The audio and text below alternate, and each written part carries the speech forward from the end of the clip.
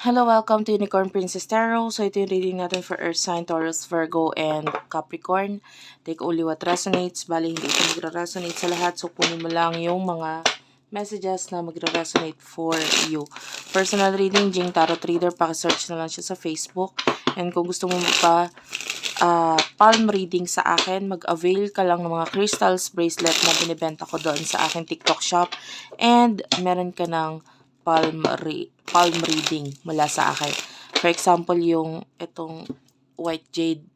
Yan, this crystal, this is for 777. And meron na siyang free palm reading na kasama. Okay, let's start your reading.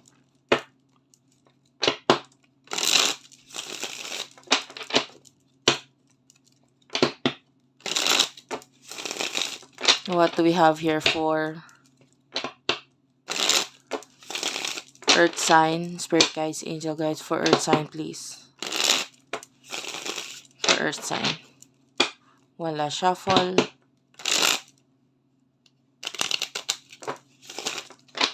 Okay. Okay.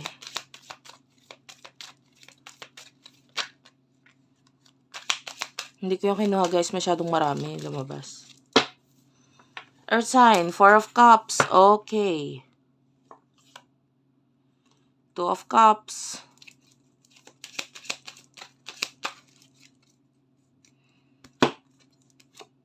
The star. 2 of wands. Okay. Nakakita ko ng maraming gastos, like napakabilis ng paglabas ng finances sa'yo. And some of you are feeling bored, kaya mo nagagawa yon. And or you are uninspired. You feel like you're uninspired kasi parang kung ano man yung mga gusto mong mangyari, hindi mo magawa or hindi mangyari because kulang ka ng inspirasyon. And you feel like kailangan mo ng inspirasyon para maabot mo yung mga pangarap mo or yung mga gusto mo. 2 of Cups is here. If you are in a relationship, nakikita natin there's a lot of respect, no, mula sa taong ito. And mula din sa'yo. So, I can see a lot of love here. If you are currently single, well, I can say friends na may emotions. So, someone here is hiding his or her feelings towards you. And maybe may mga bagay na pinagsisisihan. Anyway, I can see a lot of gastos here, but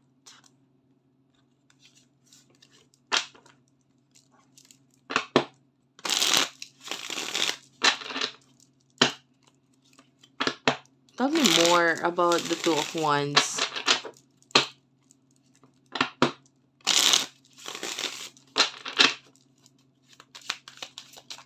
For the 2 of Wands, please.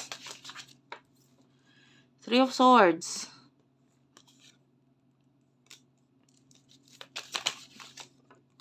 The Fool.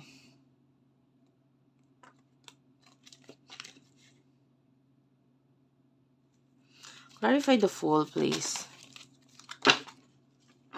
King of Cups is here.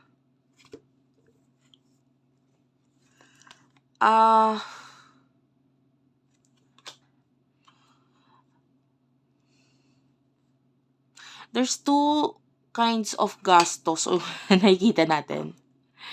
Alin ka man dito ha, hindi ko sinabing, or pwedeng both, ito meron, nangyayari. Kasi one of you is gastos because of, pwedeng may kinalaman sa sakit. Yung iba, pwedeng may kinalaman sa, be careful. Kasi pwedeng mga walang kakwenta-kwentang bagay. So, if you think na gumagastos ka tas wala namang kwenta yung bagay na pinaghagastosan mo, kailangan maglaylo.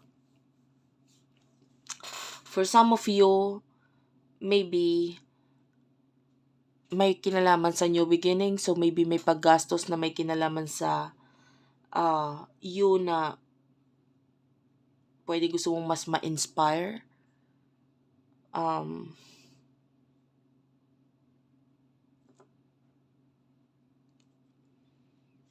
I don't know. It feels like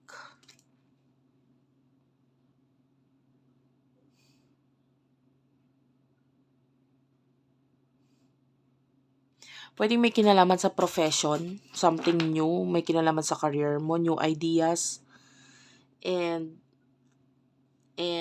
pwedeng gastos na may kinalaman sa investment. Tell me about this. Tell me about this, please, for Earth sign.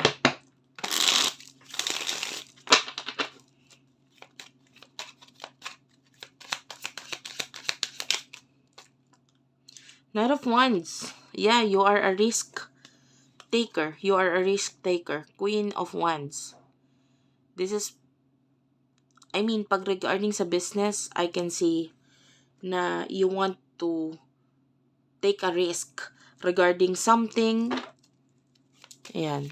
Yung mga gastos na may kinalaman sa negosyo, what will be the outcome here? You do have here the Ace of Coins. Yeah, this is financial opportunity, prosperity, manifesting money. Yeah, there's definitely bunga na kalalabasan. Might be hindi man ngayon kasi mas nararamdaman mo ngayon is parang paubos yung pera ko. Parang nawawala itong mga ginagastos ko. But in the future, there's a lot of money coming here for you. Yung gastos is maybe pansamantala lang, hindi siya pansamantagal. Ay, pansamantagal in a way na pwedeng magko-continuous kasi investment, tuloy-tuloy ang investment. Pero mas malaki yung magiging balik niya in the future for you. Okay? Wag mo na lang ulitin yung mga bagay na inulit or mga ginawa mo before. You will be happy in the near future dahil dito sa pinagkakagastusan mo na ito na may kinalaman sa pera. So, kung yun yung pinagkakagastusan mo, Two of Coins is here. Yeah, you have your priorities, finding balance, managing resources. So, yeah, Four of Coins is here. There's security. May nakikita tayong security in the near future sa'yo. So, kung gumagastos ka dahil alam mong may pera ka at may kikitain ka, go for it. Okay? Kung may kikitain ka doon sa pera mo na yun. And if you're being materialistic, wala ka namang kikitain doon sa bagay na yon. You need to find your balance. Kailangan mo kung gusto mo man yung bagay na yon, tignan mo muna kung pantay rin ba yung mga bagay na pangangailangan mo ba, kung naibibigay ba yon or ng mga tao sa paligid mo. So, kailangan balance lang. So, anyway, let's move on. Any messages pagdating sa love for Earth sign? Pagdating sa love for Earth sign, please, Taurus, Virgo, Capricorn. One last shuffle. Okay, thank you, Spirit Guides, Angel Guides. The World is here. Okay. Okay, and the Nine of Wands. Page of Swords.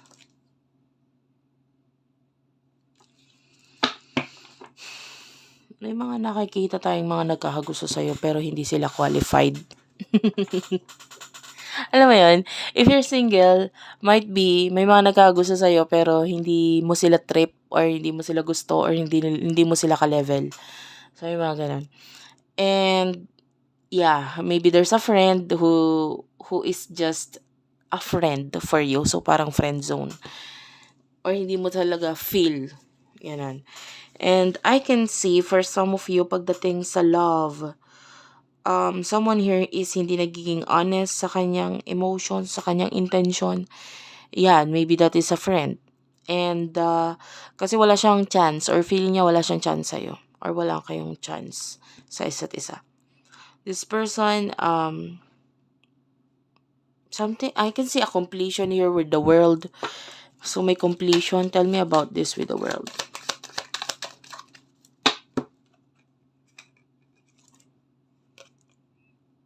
You do have here the King of Coins. And the Six of Wands in reverse. Whatever happened in the past sa'yo, if you are, May mga hindi magagandang karanasan. May mga hindi magandang paningin ng ibang tao sa'yo in the past. They see you as someone na parang kawala-walang respeto. Mababa ang tingin nila sa'yo in the past. Nabago na yun. There's this end of the cycle here. There's this completion. Tapos na yung istorya mo tungkol doon sa hindi magaganda sa nakaraan. And maybe, kung ito ay tungkol sa love, whatever happened in the past, nag-end na yon. Okay? There's a completion there. And you do have the Knight of Cups. So, or maaaring nawala na or natapos na yung pagkagusto mo sa isang tao. Pwedeng ganun. What will happen in the near future for you? Earth sign. In the near future for Earth sign, please. The near future for Earth sign. 5 of Swords is in reverse. 8 of Wands. Okay. 7 of Swords. There's a very slow night in the near future. May paparating sa'yo. It's a very slow night. It's a person na napakatagal gumawa ng movement. And this person wants a fresh start with you. I can see new beginning sa inyong dalawa. I can see new communication sa inyong... And this will be fast. Masyado siya naging matagal sa mga movement niya, but in the near future, magiging mabilis siya sa'yo. Like, pag nag-message siya sa'yo, this message will be complete. Walang halong whatever, you know. Itong person nito will try na subukan ulit. Pero this time around, magiging mas mabilis siya. Unlike in the past na naging mabagal siya.